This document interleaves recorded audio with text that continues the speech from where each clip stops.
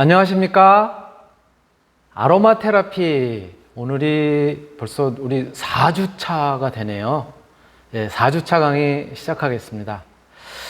네, 이번 4주차에는 여러분들하고 같이 앞에서 우리가 뭐 아로마 테라피의 정의라든가 또는 뭐 효과에 대한 이야기라든가 특징 뭐 여러 가지 한번 같이 다루었었어요. 그런데 바로 이러한 아로마 테라피, 바로 아로마 테라피에 우리 신체에 미치는 양리학적 작용으로는 어떤 것들을 들을 수 있을까? 아로마 테라피라고 하는 정의가 앞에서 살펴본 바와 같이 아로마, 향이죠. 향 또는 향기라고 했고, 테라피, 즉 치료, 즉 향기를 이용한 치료, 향기 치료 또는 향요법이라고 그래서 앞에서도 설명을 드렸었는데, 우리 몸에는 어떠한 작용을 하는지 그것도 앞에서 살짝 다루었었어요. 그렇죠? 그런 효과적인 측면에서. 그런데 오늘 이 시간에는 조금 더 양리학적인 신체의 생리적인 부분이라든가 이런데, 우리 물론 뭐 이제 폭넓게는 뭐 순환계라든가 호흡기계라든가 또는 뭐 소화기계라든가 뭐 여러 가지 그런 어떤 계통에 영향을 미치기도 하는데요. 바로 이러한 이제 생리학적인 측면에서 조금 양리적인 부분을 오늘은 좀 다뤄볼까 합니다. 자, 아로마 테라피는 그래서 앞에서도 우리가 같이 살펴본 것처럼 아로마 테라피란 후각을 통한 감정작용, 이러한 뿐만이 아니라 다양한 그런 어떤 이제 작용을 한다라고 이렇게 인식을 하고 있는데요. 그래서 이제 후각을 통한 향기에 의한 그런 작용뿐만이 아니라 인체 내에 존재하는 다양한 화학적 성분이라든가 이런 것들하고도 연관관계를 갖다 가지면서 상호작용을 한다는 거예요. 그래서 인체 화학 성분과 상호작용을 하는 그런 이제 독특한 그런 조합들, 이런 것들이 직접적 또는 간접적으로 일어나면서, 그러면서 우리 몸의 장기 또는 신체 다양한 부분에 이제 영향을 주게 되는 것이 바로 이 아로마 테라피라고 이제 이야기를 할 수가 있고요. 요 아로마 테라피의 처치와 관련해서는 크게 두 가지 접근을 갖다가 이제 한다라고 이렇게 이야기를 하고 있어요. 최근에는 첫 번째 접근 방법이 의학적 접근 방법이에요. 주로 이제 치료적인 측면이겠죠. 그리고 생리계라든가 이런 어떤 부분에 미치는 이제 작용, 즉 약학적, 그런 이제 양리학적 그런 이제 효과라고 이야기를 할 수가 있고요. 두 번째가 뭐냐면 이제 앞에서 우리가 잠깐 살펴봤었던 것처럼 전인적인 접근이라는 거죠. 그래서 홀리스틱 테라피라고 하는 이야기를 했었어요. 바로 이렇게 의학적 접근과 그리고 전인적 접근, 이런 이제 두 가지를 갖다가 이야기를 할 수가 있는데요. 페네올이라고 하는 분, 요 분에 의하면 의학적 접근의 경우에는 에센셜 오일의 향, 이런 향에 대한 관심이 굉장히 낮은 편이라는 거예요. 향 자체에 대한 관심은 낮은 편이라는 거예요. 예를 들어서 만성 콜라미디아라고 하는 성병의 일종인데요. 이 감염에서 볼드 오일을 갖다가 이게 이제 효과가 여기다 라고 해서 추천한 경우에 오일의 향기가 좋지를 않다는 거예요. 이 오일의 향이 좋지를 않기 때문에 실질적으로는 아로마 테라피라든가 이런 부분에서 향이 이게 뭐 거부감을 가지고 있는 그런 이제 향이니까는 별로 추천하지 않는 그런 이제 내용이라는 거죠. 그래서 후각적인 접근, 에센셜 오일의 향기에 대한 그런 관심, 이런 것도 굉장히 낮을 수가 있었다는 거예요. 그럼에도 불구하고 그것의 의학적 접근, 즉 양리학적 그 효과는, 향은 굉장히 좀 어색해서 맡고 싶지도 않고 그런데도 불구하고 양리학적 효과는 굉장히 높은 것으로 그렇게 나타난다는 거예요. 그러니까 이게 어떤 감성적인, 어떻게 보면 홀리스틱 테라피하고 의학적 접근하고의 약간 괴리가 있을 수 있다는 거죠. 그러한 부분을 갖다가 이제 이렇게 보고한 바가 있고요. 그리고 또 다른 측면에서는 이 티서랜드라고 하는 요 분은 아로마 테라피에 있어서는 최근에 근대 그 아로마 테라피 부분에 있어서는 굉장히 영향력 있는 그런 이제 아로마 테라피스트 중에 한 분이에요. 요 분은 이야기하기를 전인적인 아로마 테라피가 에센셜 오일을 갖다가 보통 한 2 내지 3% 정도. 에센셜 오일을 갖다가 그대로 순 에센셜 오일 100%를 그대로 쓰는 것이 아니라 굉장히 희석을 시켜서 2 내지 3%. 요 정도만, 요 정도의 농도로 우리가 이제 사용을 하는 그런 것들이 이제 대부분 마사지, 아로마 마사지에서 많이 이제, 사용을 하게 되는데요. 요런 것들이 굉장히 그 어떤, 순수한 에센셜 오일 100%짜리를 다 쓰는 것보다는 훨씬 효과적이다. 그리고 특히 피부를 통해서 그래서 이제 혈류로 흡수되는 이러한 양들이 보통 한 0.025ml에서 0.1ml 굉장히 적은 양이죠. 예. 이런 정도 피부를 통해서 흡수가 되는 그런 양들이 보통 예를 들어서 구강을 통해서 직접 에센셜 오일을 갖다가 100%짜리를 갖다가 이렇게 섭취한다라든가 이런 것들과 맞먹을 정도로 효과적이면서도 그 양이 적음에도 불구하고 어떤 양약적인 그런 특성을 갖다 나타낸다라고 이렇게 보고를 하고 있어요. 티서랜드라고 하는 분이. 그래서 이렇게 아로마 테라피에 있어서는 바로 어떤 처치라고 하는 측면, 즉 치료라고 하는 측면에서는 첫 번째로 의학적 접근, 두 번째로 전인적인 접근, 이렇게 두 가지로 우리가 이제 살펴볼 수 있다라고 말씀을 드릴 수가 있고요.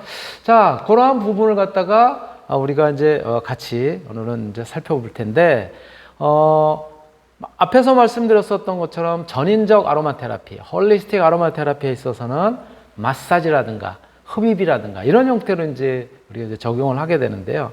그럴 경우에는 외용 또는 흡입이 되어서 혈류에 흡수된 에센셜 오일 이런 것들이 결과적으로는 그런 과정을 거치지만은 양리학을 갖다 나타내는 정도, 즉 실질적으로 우리 몸의 어떤 기관이라든가 세포들 이런 것들에 미치는 영향 이런 것들이 마사지를 통해서 아까도 말씀드렸던 것처럼 0.025ml 또는 0.1ml 정도만 이제 침투를 하게 되는데 그런 것들이 효과적일까?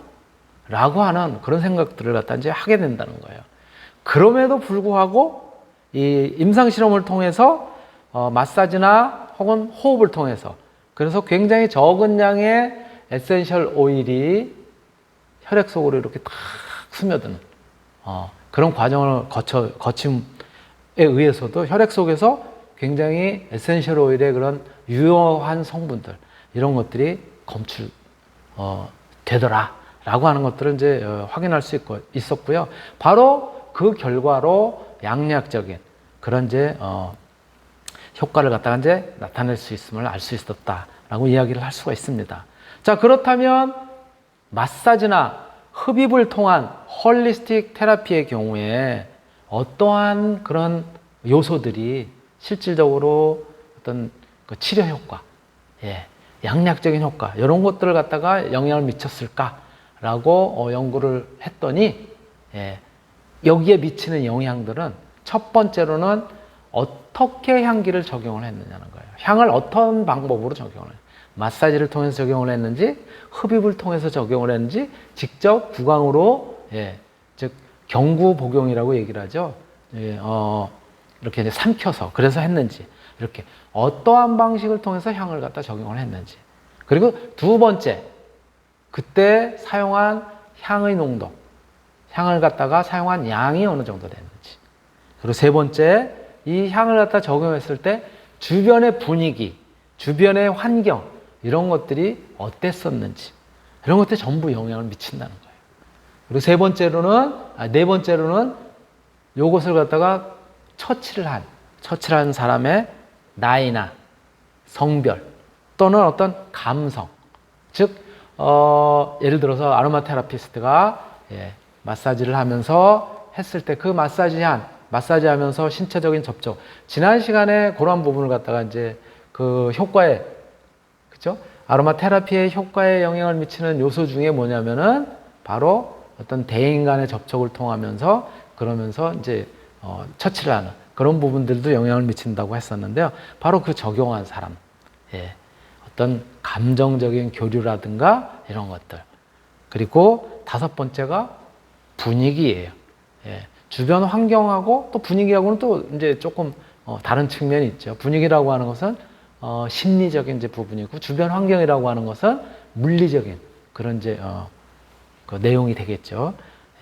그리고 여섯 번째가 어떤 특정한 향, 특정한 에센셜 오일에 관한 이전의 기억들 이런 것들을 혹시 가지고 있는지. 예를 들어서 뭐 여러분들도 이제 그런 이야기 하잖아요. 연인 사이에 어떤 향만 맡으면 예전에 그런 그 친구가 생각이 난다라든가.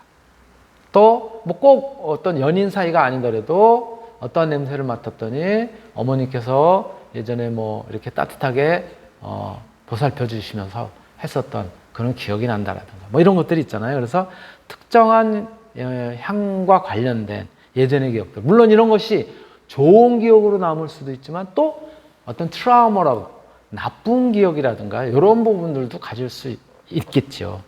이러한 부분들이 다 영향을 미치고요. 그리고 아홉 번째는 바로 어떤 후각을 통한 향의 인지.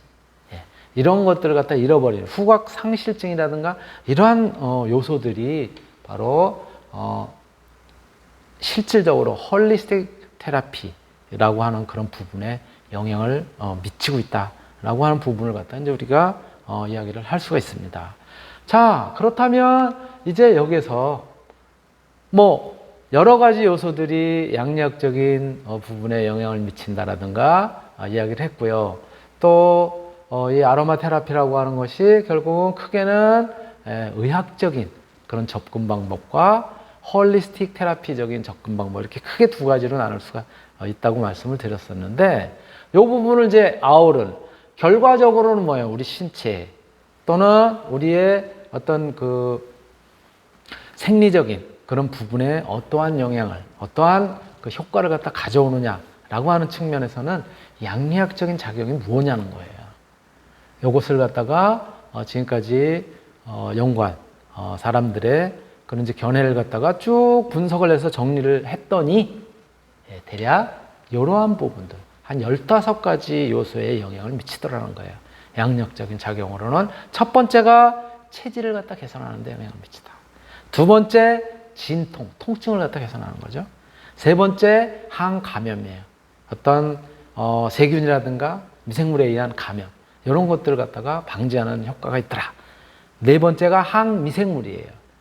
세균, 박테리아 뭐 이런 것들을 갖다가 죽이는 감염이 아니라 이제는 죽이는 그래서 접근 못하게 하는 그런 부분이 있고요. 다섯 번째가 수렴작용. 수축을 시키고 적절하게 그 긴장 관계를 갖다 유지시키는 그런 작용이 있고 여섯 번째가 구풍이에요. 구풍이라고 하는 것은 뭐 이제 풍을 갖다 구제한다는 거예요. 풍이 뭐예요? 바람이잖아요. 바람이 우리 체내에 바람이 끼는 그게 바로 뭐예요? 소화기 같은데 이런데 아랫배가 빵빵하게 그쵸? 가스가 찬다라든가 이런 것들이에요. 그런 것들을 제거하는 것들이 구풍이라고 얘기를 하고요. 일곱 번째 담즙 그쵸? 간 밑에 있는 쓸개 즙을 갖다 생성을 하고 이 쓸개즙이 하는 역할들이 굉장히 다양하잖아요. 그런 것들을 촉진시키고 여덟 번째 발한 땀을 갖다가 내는 즉 몸을 갖다 따뜻하게 해가지고 땀을 내는 그런 작용을 하느냐 또 아홉 번째 이뇨작용 이 배설을 갖다가 원활하게 소변이 원활하게 배출되는 그런 작용을 도와주는 부분이라든가 열 번째는 통경이에요. 여기서 경이라고 하는 것은 이제 여성들의 생리와 관련된 월경을 잘 통하게 즉 생리불순이라든가 이러한 부분들의 효과적인 그런 요소라고 얘기를 할 수가 있고요. 11번째가 거담진이에요. 가래를 제거한다라든가 이런 것들이죠. 12번째가 이제 발적이에요, 발적. 예, 이렇게 뭐가 이제 뾰루지가 난다든가 이런 것들을 완화시키거나 이런 부분이고요. 13번째가 이제 진정. 이제 심리적으로 진정작용하는 거고요. 14번째가 진경이에요. 경은 놀랄 경자잖아요. 깜짝깜짝 놀란다나 발작이라든가 이런 것들을 진정시키는. 15번째가 상처 치료나 또 재생을 갖다 촉진시키는, 즉 피부와 관련이 되는 그런 요소들인 것이죠. 이렇게 대략 아로마 테라피의 양리학적 작용은 한 15가지죠. 이렇게 그 아로마 테라피 관련해 연구자들이 이렇게 이제 이야기를 하고 있습니다. 요 부분들을 하나씩 한번 살펴보도록 하자고요. 예. 자, 먼저 체질 개선과 관련된 거예요. 이 체질 개선이라고 하는 것은 우리의 체질, 즉 체질이라고 하는 부분에서 우리가 가장 쉽게 접근하는 게 뭐냐면은 우리 이제 혈액이에요, 혈액.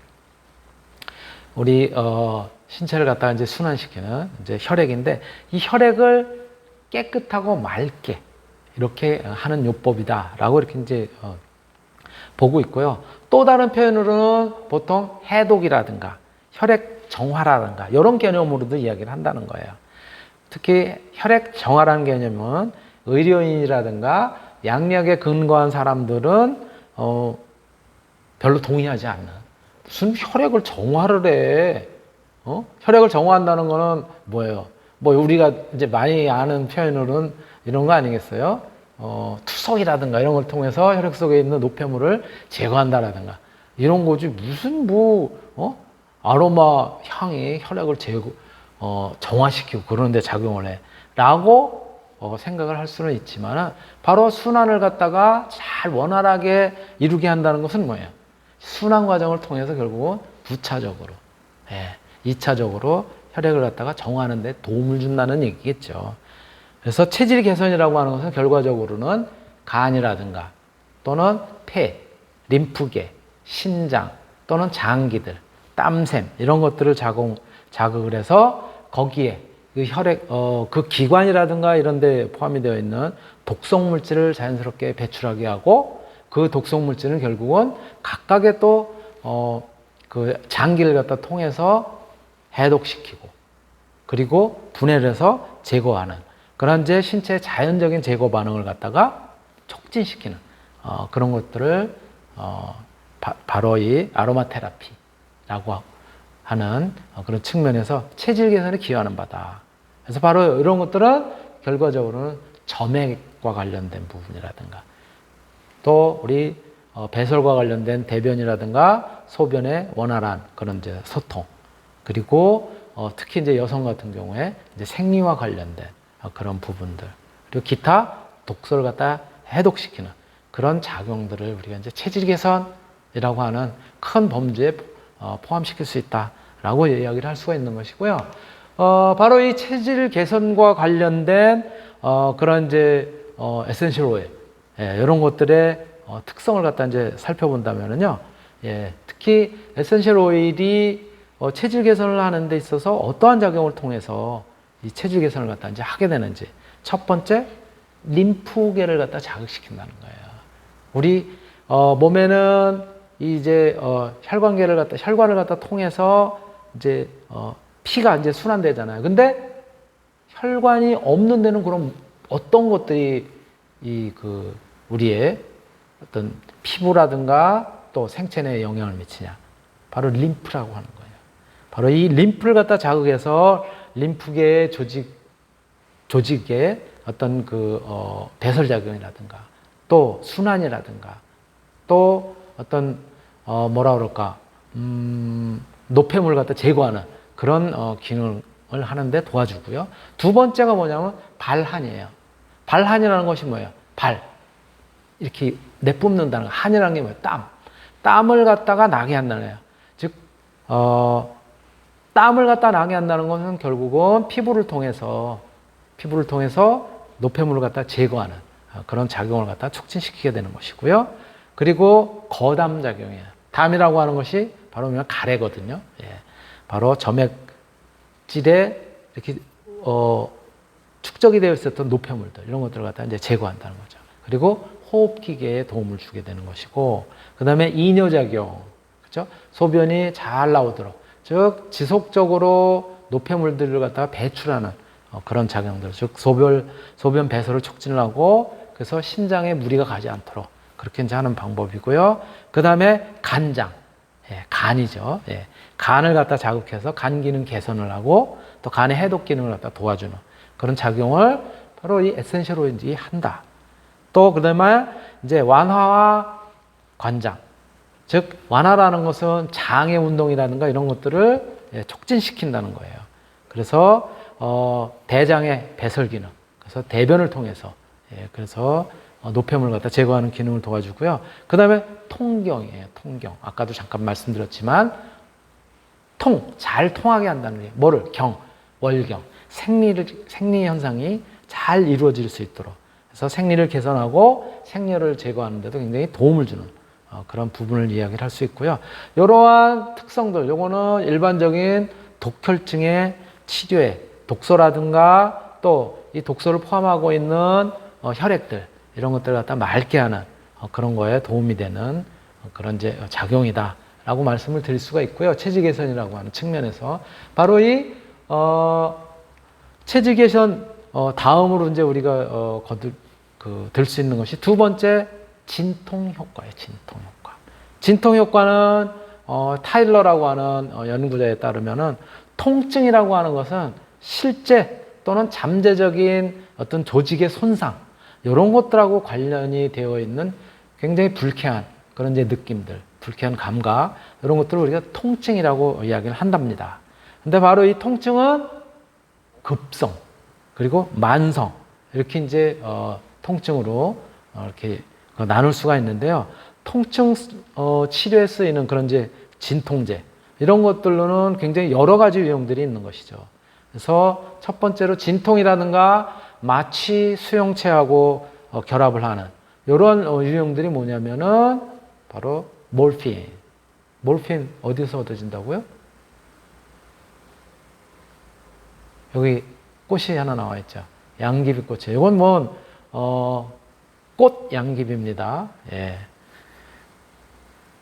어떤 이제 마약 성분이 없는 꽃 양귀비지만은 양귀비의 경우에 거기에 들어가 있는 이제 성분들 이런 몰핀이 바로 이제 진통 마취 작용을 갖다 이제 하게 되죠. 이러한 것들. 그 다음에 두 번째가 수용체에 대한 친화성을 감소시킴으로써 비마취 작용을 통해서 그래서 이제 작용을 하는 그런 것들이고요. 통증 완화를 위해서 국소 적용하는 대부분의 에센셜 오일이 이제 여기에 해당이 되고요. 이럴 경우에 에센셜 오일의 프로스타글란딘 합성을 갖다 억제하는 그런 작용을 통해 가지고 바로 진통 효과를 갖다 이제 가져오게 된다라고 말씀을 드릴 수가 있습니다. 자, 그러면 이제 이 진통 효과와 관련된 그런 에센셜 오일들 어떤 것들이 있을까요? 특히 여기 위에 그림의 오른쪽 위에 보이는 것이 바로 저게 뭐냐면은 클로브라고 하는 거예요. 클로브가 뭐냐면 정향이에요. 정향. 왜 정향이라고 그랬는지 한번 설명드렸었던 적이 있는데 정이 뭐예요? 돌을 갖다 깨거나 하는 그런 모양을 갖다 가지고 있는 것이 정이잖아요. 또는 못의 모양을 갖다 가지고 있는 것이 정이에요. 그런데 바로 이런 정의 형태를 갖다 가지고 있는 향이라 그래서 정향이에요.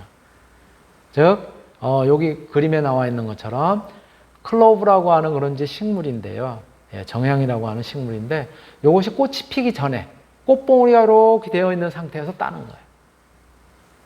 그러면은 꽃봉오리가 이렇게 끝에 맺혀져 있고 이제 꽃에 이 몸통이 있는 그런 형태예요. 바로 여기에서 얻어지는 향이 정향 에센셜 오일, 클로브 에센셜 오일이라고 합니다. 여기에는 어떤 성분이 있냐면 유게놀이라고 하는 이제 성분이 있는데 이것이 바로 국소 마취 효과. 그다음에 치통이라든가 이런 통증을 갖다가 완화시키는 그런 특성들이 있어요.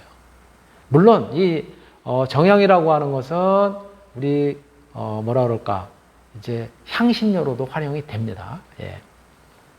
근데 이제 타일러라고 하는 연구자에 의하면 이 정향이 가지고 있는 그런 특징인 유게놀 이런 것들은 그 비슷한 구조를 가지고 있는 페놀계 이런 화합물들처럼 통증 수용과 관련된 감각 수용체 여기에 이제 기여를 해서 감각 수용체를 갖다 억제하는 그런 작용을 갖다 이제 하게 된다는 거예요. 그러니까 통증을 잘 못 느끼게 하는 그런 역할도 한다는 거죠. 그리고 이제 여기에 이제 반응 메커니즘은 뭐 복잡하니까 구체적으로 알 필요는 없지만 사이클로 옥시게네이즈라고 하는 요거하고 리포 옥시게네이즈라고 하는 이런 것들의 경로를 방해를 함으로써 프로스타그란딘이라고 하는 통증과 관련된 그것을 갖다 느끼게 하는 그런 물질의 합성을 갖다 억제함으로써 진통 효과를 갖다 가져온다. 그리고 윈터그린이라고 하는 에센셜 오일이 있어요. 요거는 메틸 살리실레이트라고 하는 성분들이 이제 여기에 포함이 되어 있는데요. 여기에는 항감염, 진통 특성 이런 것들을 나타낸다고 이야기를 하고 있고요. 그리고 여러분들 왜 우리 운동하다가 부딪혀가지고 그쵸? 부딪혀가지고 붓거나 그쵸? 통증을 타박상이라고 보통 얘기하는데 그런 경우에 보통 우리가 이제 많이 가볍게 이렇게 바르고 그러는 것들이 뭐예요? 파스류 뿌리거나 또는 물파스 형태로 바르거나 하잖아요. 그때 거기서 나타나는 독특한 향들. 요게 바로 뭐냐면 멘톨이에요, 멘톨. 물론 이제 페퍼민트라고 하는 박하 여기에서도 이제 나는 향인데요. 요 멘톨이라고 하는 것이 결국은 뭐냐면 두통을 완화시키기도 해요. 그리고 또 더불어서 통증을 갖다가 완화시키기도 합니다. 그렇기 때문에 대부분 맨소레담이라고 하는 것도 그 멘톨에서 나온 거예요. 그리고 이제 파스류에도 보면 이 멘톨들이 다 들어가 있습니다. 바로 이러한 에센셜 오일들이 결국은 케톤이라든가 캠퍼 이런 것들을 함유하고 있으면서 그러면서 이제 진통 효과를 갖다 이제 가져오게 되는 것이죠. 이제 진통 효과는 특히 이제 모노테르펜 계통의 이제 탄화수소, 하이드로카본들 이런 것들이 진통 특성을 갖다 이제 나타내게 되고요. 또 파라사이멘이라든가 미르센이라든가 이런 것들을 함유한 오일들 이런 것들이 이제 바로 진통 효과를 갖다 나타내게 됩니다. 로렌세티라고 하는 요 이제 학자에 의하면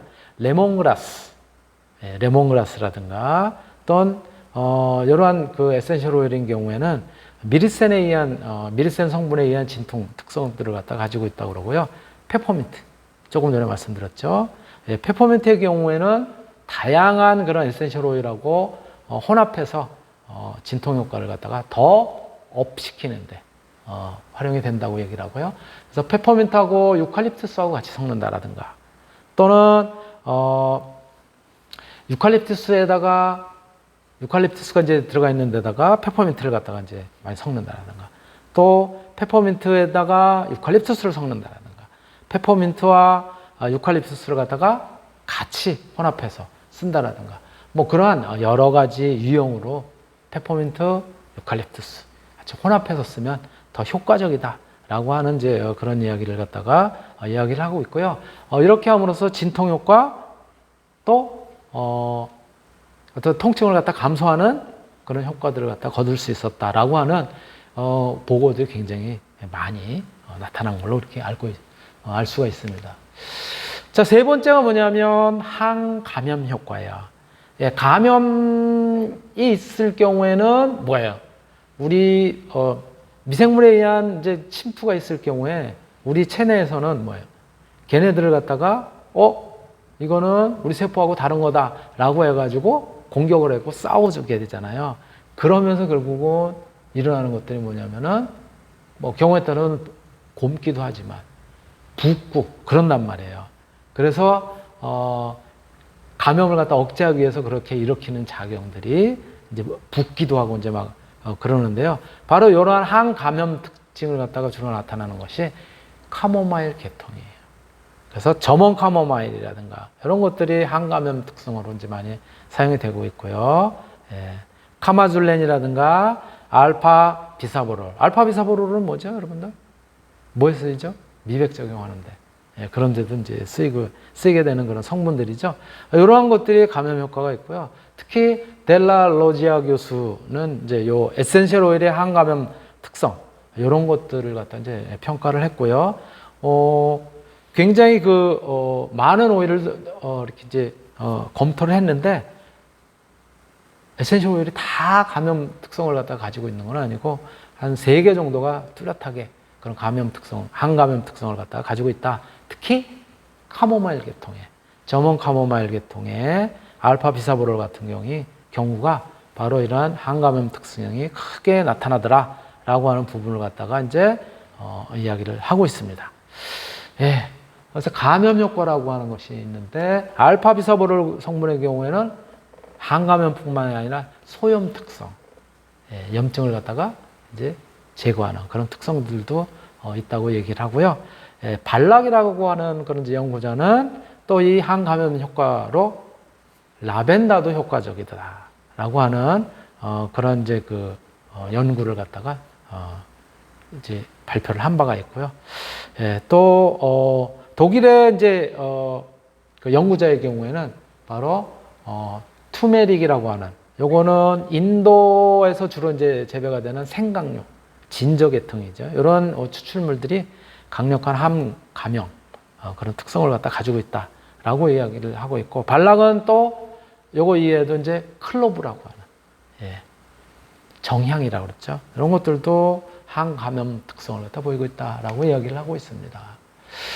자, 4번째로 우리가 들 수 있는 것이 뭐냐면 이제 항미생물 효과예요. 미생물.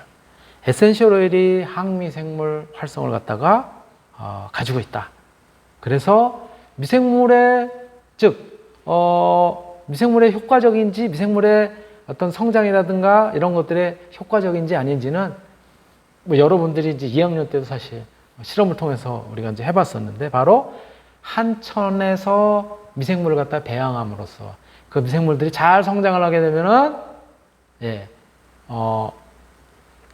그 항미생물 효과가 없는 거고, 미생물이 어떠한 조건에서 잘 성장을 하지 못하면, 그리고 중간에 사멸을 하거나 그럴 경우에는 항미생물 효과가 있는 그런 것들로 우리가 살펴볼 수 있는데요. 바로 이렇게 미생물 배양을 통해서 알 수가 있고, 이 한천 배양을 통해서 우리가 쉽게 눈으로 확인을 할 수가 있습니다. 자, 그래서 항미생물 효과, 여러분들이 바로 저렇게 저지원이라고 하는 이렇게 동그란, 예, 필터 페이퍼에 어떠한 그 에센셜 오일이라든가 이런 것들을 떨어뜨려서, 그래서 그 필터 페이퍼, 에센셜 오일이 적셔져 있는 필터 페이퍼 주변에 이렇게 미생물들이 자랄 수 있는지 없는지, 저지원이라고 하는 크기를 갖다가 측정함으로써, 예, 미생물 효과가 어느 정도 되는지, 항미생물 효과가 어느 정도 되는지, 이런 것들을 갖다가 우리가 이제 확인할 수 있었죠. 바로 그러한 과정을 갖다 이제 보여드리는 것이고요.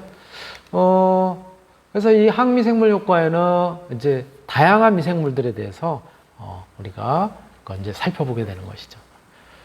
네, 시간이 좀 이렇게 경과해서 잠시 쉬었다 하겠습니다. 1교시 마치도록 하겠습니다.